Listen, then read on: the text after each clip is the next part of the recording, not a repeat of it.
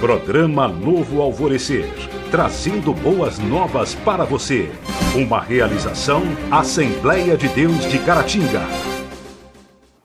Meus irmãos, a paz de Cristo para você, programa Novo Alvorecer começando, uma realização da Igreja Assembleia de Deus, Templo Central em Caratinga, Minas Gerais. Você que nos acompanha pela TV ou pela internet, que Deus abençoe você poderosamente, assim como também a sua família. Hoje o nosso programa é com conteúdo da lição de Escola Bíblica Dominical, onde nós estaremos trabalhando aqui mais um tema dentro desse assunto do nosso trimestre sobre o tabernáculo. Um tempo especial de crescimento da palavra de Deus e de conhecimento para as nossas vidas, tá certo? Rapidinho um intervalo e a gente volta em questão de instantes.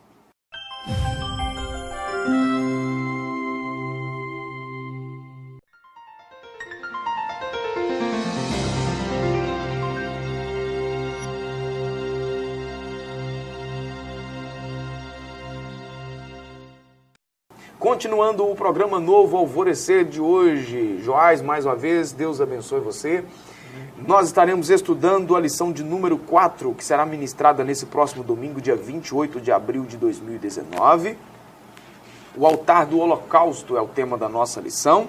Texto áureo, Hebreus capítulo 10, versículo 22. Cheguemo-nos com o verdadeiro coração, em inteireza de fé, tendo o coração purificado da má consciência e o corpo lavado com água limpa. A verdade prática da nossa lição diz que na cruz o Senhor Jesus Cristo purificou-nos de todos os pecados, tornando-nos aceitáveis diante de Deus.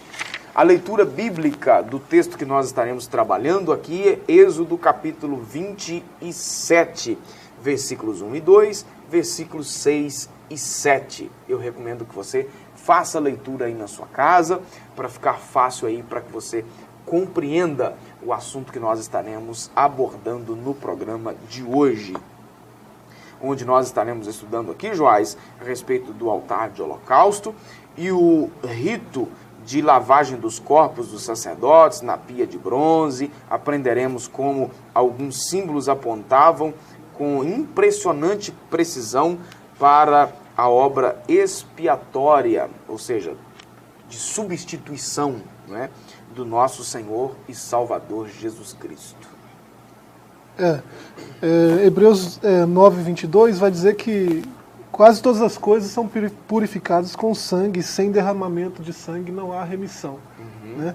E assim, um resumo dessa lição de hoje, né, essa remissão que veio através do sacrifício do nosso Senhor Jesus. Né? E esses elementos que estão aí vão apontar para esse fato, né, da remissão do Senhor Jesus no Calvário. Né? No sentido desse ritual, esse mikve aí, a lavagem que o sacerdote fazia para estar diante do altar, né? A pureza que você deve ter ao se achegar ao Senhor, né? O altar em si, né, com suas 4 pontas, né? Nós vamos ver o que se simboliza aí durante a lição, né? E tudo vai apontar para Cristo e para o que Ele fez, né, no Calvário. E só que, já frisando já de uma vez, é que o sacrifício que era feito no tabernáculo, aí com a participação aí do animal sendo sacrificado, né, inicialmente do pecador que levava o animal para esse ritual, do sacerdote que fazia essa apresentação aí, tudo era temporário e apresentava para um sacrifício maior, que aí seria eterno.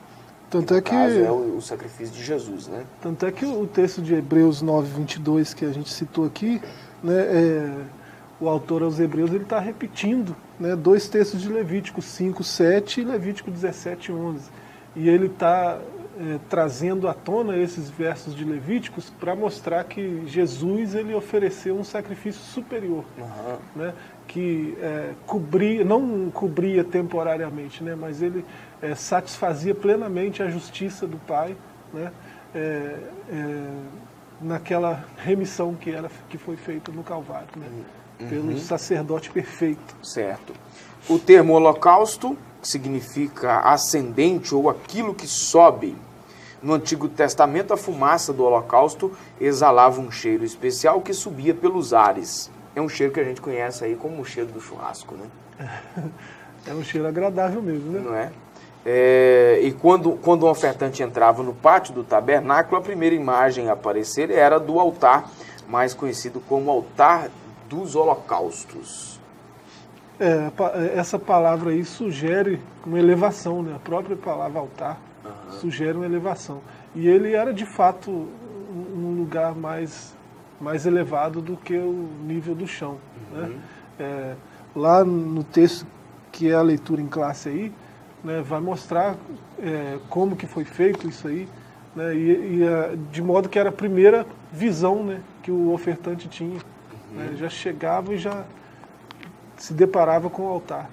Mais ou menos aí 1,5 metro do chão, né? Né, tá aí 1,35 m, né? Certo.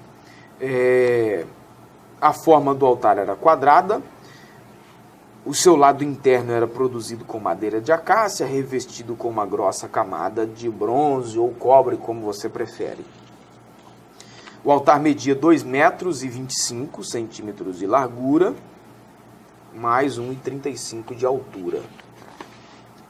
De novo, aqueles detalhes, né, que o Senhor passou para os artesãos. As medidas precisas, né? Então, tão logo que o pecador passasse pela porta principal, ele teria que passar, então, em alguns metros de distância, pelo altar dos holocaustos. Assim, por meio do sacerdote, o pecador apresentaria a sua oferta de sacrifício ao Senhor. Aí nós temos um modelo estrutural desse altar, então, que apresentando aí para nós, traz alguns símbolos acerca do sacrifício de Jesus. Primeiro, que o altar indica o caminho de salvação para o pecador. Sim. É impossível alcançar o perdão do pecado, aí vamos colocar essa palavra perdão aí para ficar fácil para entender, sem passar pelo altar de sacrifício. E depois, né, essas pontas aí do altar indicam um símbolo de poder, autoridade e proteção, e a gente vai ver daqui a pouquinho o que significa isso aí. É importante a gente não perder de vista também que a gente agora está entrando no tabernáculo, né? Começando na lição anterior nós falamos do pátio. O pátio, agora o altar do holocausto, né? Mas a gente não pode perder de vista que essas coisas são sombra, né? Sombra do que viria, né?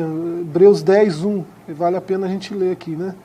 Visto que a lei tem a sombra dos bens vindouros, não a mesma imagem das coisas, nunca pode pelos mesmos sacrifícios que eles oferecem continuamente, de ano em ano, fazer perfeitos aos que se chegam a Deus. Né? Então era sombra. O sujeito ele tinha uma oferta ao Senhor. Ele trazia essa oferta, ele não entrava diante do Senhor com essa oferta. Né? Tinha que ter um mediador. Né? Ele entregava para o sacerdote que ofertava ao Senhor. Né? Isso tudo era uma sombra, né? Não era a coisa em si. Estava apontando para algo maior, né? Estava fazendo referência de algo maior, que é o sacerdócio perfeito de Cristo, né? E até o sacrifício perfeito de Cristo, né? Ele não só é o sacerdote, como é o sacrifício perfeito, o Cordeiro de Deus que tira o pecado do mundo, né? Então, essa expiação ali era algo temporário, era só para aplacar a ira de Deus por um tempo. Né? A justiça foi plenamente satisfeita no Calvário. Só cobria a culpa do indivíduo. Né? É a mesma coisa que você vai repintar uma parede, por exemplo. A tinta velha está lá. Exatamente. Você joga uma tinta nova, né, de uma cor diferente, se for o caso, mas a tinta velha está lá. Se você der uma descascadinha, você acaba encontrando a velha. Então era só cobrir, na verdade. Uma cobertura para aplacar a ira do Senhor por um tempo. Não é? Isso aí fala de coisa temporária, né, Joás? Era só algo temporário. Essa linguagem pode parecer estranha para alguém que pode estar nos ouvindo, né? A ira de Deus, mas é importante também entender isso, né? Nosso Deus, ele não tolera o pecado. Né? Ele está irado com o pecado. Né? O autor vai colocar isso aqui no próximo ponto, de maneira mais aberta, Uhum. mas é isso mesmo, né? Num tempo aí em que as pessoas têm uma distorção do caráter de Deus, apenas levando em consideração um outro aspecto, né, do caráter de Deus, que é a questão do amor. Ele é amor, mas você não pode desprezar os outros atributos de Deus em detrimento de um só, né? Então, e um atributo não anula o outro. Ele tem direito de estar irado com o pecado. Exatamente. Né? Ele não criou o homem para pecar. Então ele está irado porque o homem desvirtuou o propósito para o qual foi criado. Né? Ele pode ser acusado de um monte de coisa, mas de mal não. E essa falta de aceitação aí da ira de Deus é algo impensado, porque todo mundo sabe que Jesus morreu. Né? Se aceita ou não, a questão histórica é inegável, pelo menos, né? Aí no aspecto espiritual todo mundo sabe que Jesus morreu para salvar o pecador e tal. E por que ele morreu? Morreu porque Deus estava irado com a questão do pecado. Ele foi quem aplacou a ira de Deus, Exatamente. O sacrifício dele. Né? Então, os ateus ou qualquer outro grupo aí que acusa Deus de ser mal por exigir sacrifícios, né, para essa expiação, né, do pecado, né, é uma acusação infundada. Né? A pergunta não é por que ele exige sacrifício de animais inocentes. Ele exigiu o sacrifício do filho dele, ele aceitou o sacrifício do filho. Né? Então ele não está cobrando uma coisa que ele não está disposto a fazer. E lembrando que não foi ele que fez a besteira, né? Ele substituiu a nossa pena. Vamos dar uma pausa aí, você de casa não saia da frente da sua TV, nem você troca de canal aí no seu YouTube para assistir outra coisa. A gente volta rapidinho.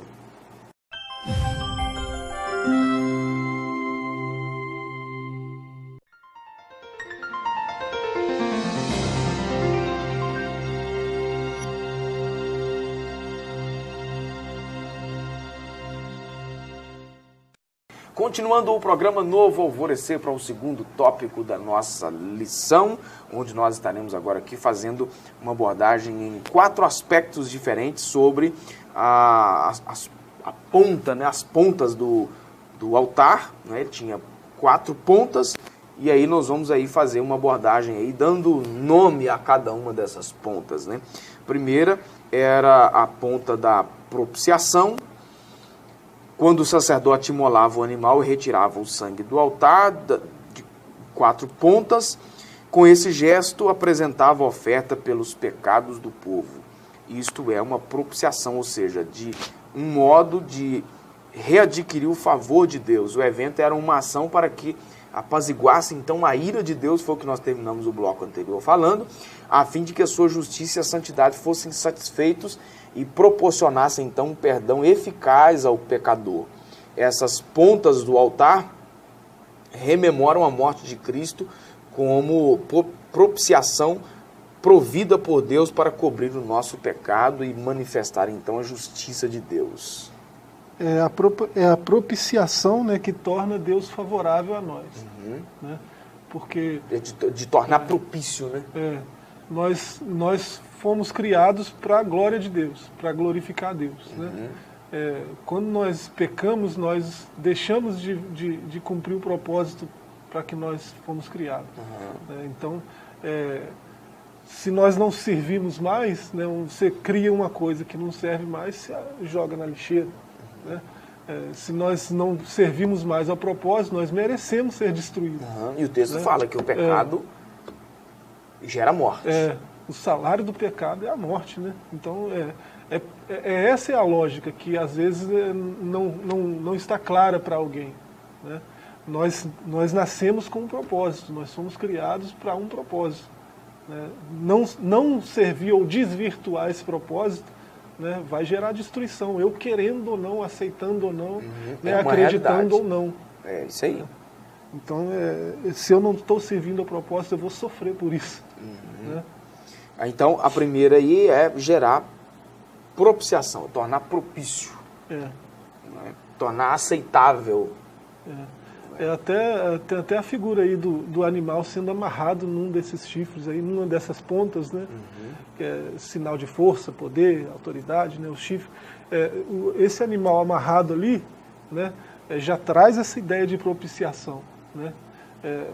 Uma familiaridade ali entre o ofertante, o animal e o altar, né? Ele já está próximo do altar, já está amarrado no altar, né?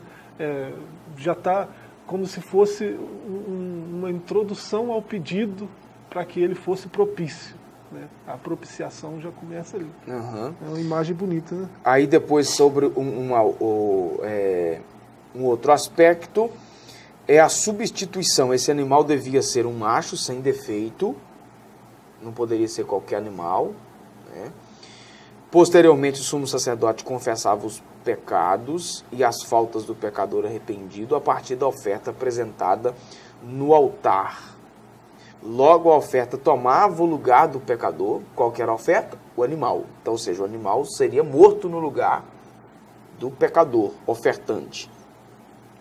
A oferta tomava então esse lugar, e foi exatamente assim que Jesus fez quando ele levou sobre si a nossa culpa, se oferecendo na cruz em nosso lugar.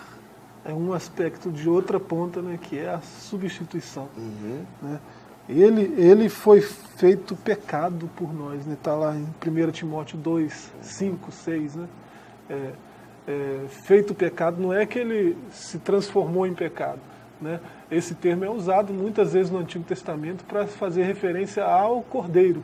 Né? O Cordeiro na verdade, ele assumiu a dívida no nosso lugar. O Cordeiro é inocente, né? O ofertante é pecador. O Cordeiro é feito pecado pelo ofertante. Né? Então ele substitui. Certo. Né? A acusação que estava sobre o pecador passa agora ao Cordeiro. Essa é a ideia lá de 1 Timóteo 2,5. Né? Tem outras referências importantes aqui, né? O nosso tempo não dá, né? Mas às vezes alguém pode estar assistindo e não tem a revista. Né? Se puder ler Isaías 53, do 4 ao 6, João 1, 29, 1 Pedro 2, 24 e 1 Coríntios 5, 7, né? Que vai mostrar que ele foi plenamente, né? A justiça de Deus, do Pai, né, se cumpriu plenamente na pessoa de Cristo, né, em substituição ao nosso pecado. Certo. O texto aí de Isaías 53 fala que estava sobre ele a nossa culpa. Outro texto que não está aí, eu gostaria de citar, Atos 4, né, verso 12. Não há salvação em nenhum outro, porque abaixo do céu não há outro nome dado entre os homens em quem devemos ser salvos. Esse é o famoso discurso de Pedro. 3.000 conversões, né? Foi um negócio poderoso. Né? Há outro aspecto ainda, sobre as pontas, é a reconciliação. O sangue colocado numa pequena pia, encaminhado ao lugar santíssimo, aspergido sobre o propiciatório. Né? Esse sangue fazia com que o pecador que foi distanciado de Deus, né? Os seus pecados fazem separação entre mim e vós. Né? O pecador que foi afastado de Deus, pelo sangue inocente do sacrifício, né? Da oferta lá do Cordeiro, ele era reconciliado, ele era trazido de volta, né? À presença de Deus, né? E tinha contato com Deus novamente. Né? Reconciliação é um aspecto aí que é conquistado pelo sangue, né? Um aspecto aí de outra ponta aí do altar. E por fim, a outra ponta tem a ver com redenção. A ideia de que a palavra nos dá a libertação da prisão do pecado, ou seja, redenção está ligado aí à terminologia de resgatar um escravo, né, do mercado de escravidão. Então, ou seja, é de comprar mesmo, é de resgatar, uma vez por toda, a pessoa da escravidão. E que escravidão é essa? Né? Nós éramos escravos do pecado. Né? Depois que o homem pecou, ele se tornou escravo do pecado. Né? E foi se distanciando cada vez mais de Deus. Né? A verdade está aí em Romanos 6, 22. Um pouco antes, Romanos 6, 14, né? Ele vai dizer que o pecado não terá domínio sobre vós. né? A gente, quando é reconciliado, né, que é redimido, comprado de volta, né, pelo sangue do Cordeiro, né, no sacrifício lá do Calvário, né, o sacrifício perfeito para nossa redenção, né, nós somos comprados por um alto preço, né, não dá nem para calcular, né, e o pecado não tem mais domínio. Nós mudamos agora, não somos mais escravos do pecado. Agora a gente serve a um outro Senhor. Tá certo, vamos dar uma pausa e a gente volta já já para finalizarmos o assunto.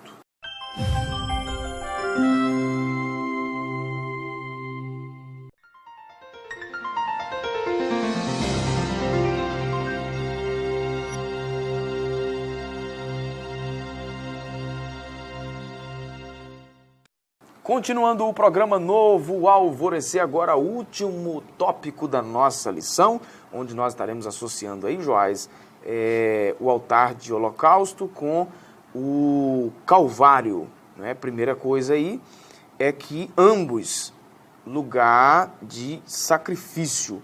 No altar dos holocaustos, como vimos anteriormente, as vítimas inocentes eram sacrificadas no lugar do pecador, segundo a doutrina do Antigo Testamento, e agora reafirmada no Novo, o texto de Hebreus, novamente aqui que você já citou, mas eu vou recitá-lo, é que quase todas as coisas, segundo a lei, se purificam com sangue. Sem derramamento de sangue não há remissão. O lugar em que foi cumprida de uma vez por todas, tal realidade foi no Calvário. Sim.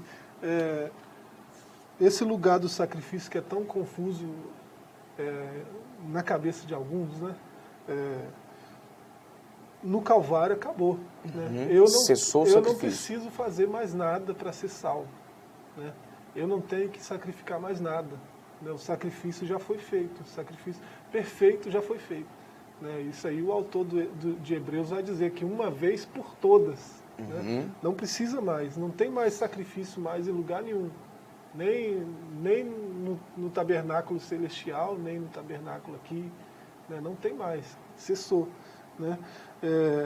O lugar do sacrifício para nós hoje, né, é um pouco diferente. Né? Hebreus 13:15 vai falar do sacrifício de louvor, né? Que é os lábios que proclamam o nome do Senhor. Né? Romanos 12:1 vai falar do sacrifício vivo, né? Que é o culto racional, que é o nosso corpo apresentado, né, no culto racional como sacrifício vivo. Então, o lugar do sacrifício mudou. Né? A salvação para mim é de graça mesmo, grátis. Não tem nada que eu precise pagar, não tem nada que eu precise fazer. Né?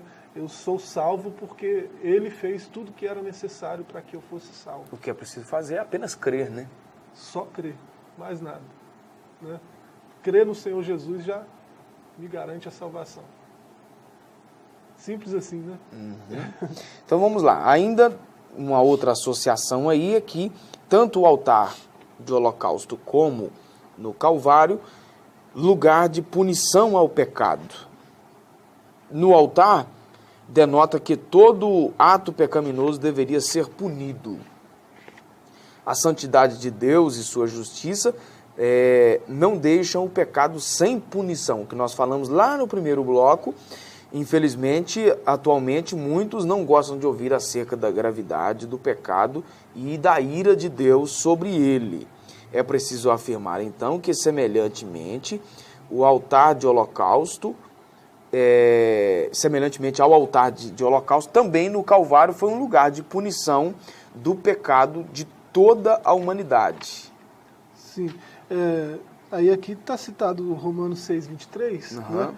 O salário do pecado é a morte, mas o dom gratuito de Deus é a vida eterna, né? Por Cristo Jesus nosso Senhor. Né? Sem falar do verso 14, que ele já diz, a gente vai dizer de novo, a gente já falou, né, anteriormente, que diz que o pecado não tem mais domínio sobre nós. Por causa disso, por causa do dom gratuito de Deus, né? Por causa da graça. Então, embora a gente, vez ou outra, acaba pecando, né? Quem disser que não peca, já pecou, né? João disse isso, né? Então, mas acontece que ele não tem mais domínio. O pecado, eu não sou mais escravo do pecado. Né? O pecado não tem mais domínio sobre nós, por causa da graça. Então, a punição do pecado já aconteceu, né? Já aconteceu. Por isso, às vezes, eu peco e eu sou coberto de graça, né? E eu não devo jamais usar isso como desculpa para continuar pecando, né? A conversão deve ser sincera e genuína, né? E eu devo viver uma vida procurando me afastar cada vez mais do pecado e me aproximar cada vez mais de Deus, que é assim que deve acontecer. Certo. Né? Então, ambos, tanto o altar de holocausto como o Calvário, foi um lugar de punição do pecado. Né? Só retomando aí que no altar de holocausto lá no tabernáculo era provisório. O sacrifício também. Né? Tanto sacrifício, punição, provisório. Tudo provisório. Agora, no Calvário, foi definitivo. Tanto era provisório que acontecia sempre, né? Todo dia, todo ano, toda festa, todo mês. Certo. Né? O sujeito tinha que apresentar uma oferta sempre. Né? Agora, no Calvário, definitivo. Por fim, um lugar de esperança. Né? Até agora que a gente falou aqui de algo aparentemente aí, tudo trágico, né? Agora um lugar de esperança. A obra do Calvário foi superior e mais ampla dos holocaustos, pois a partir dali o pecador arrependido ressuscita então com uma nova vida. A obra do Calvário traz-nos um chamado à ressurreição. Nossa vida manifesta agora todo o refrigério do Evangelho e da ação do Espírito de Deus em nós. 2 Coríntios 5,17 aí, vai dizer que o pecador, quando se arrependeu, né, ele passou a ser aquele velho homem que morreu com Cristo. Né, e esse velho homem deu lugar a um novo homem que ressuscitou com Cristo. Né, agora nós temos uma esperança viva. Né? O lugar da esperança é esse de 1 Pedro 1,3. Né? Bendito seja o Deus e Pai de nosso Senhor Jesus Cristo, que segundo a sua grande misericórdia nos regenerou para uma viva esperança, pela ressurreição de Cristo dentre os mortos. Ou seja, as coisas velhas que passaram e tudo. Nos regenerou, nos ressuscitou com Cristo, né, para uma viva esperança. Né? Aquela esperança daquela glória que vai vir, né, quando ele vier buscar o seu povo. Fechou? Tá certo. Você de casa, nossa gratidão por ter nos acompanhado. Que Deus te abençoe poderosamente. Reafirmando aqui o desejo de receber você em nossa igreja.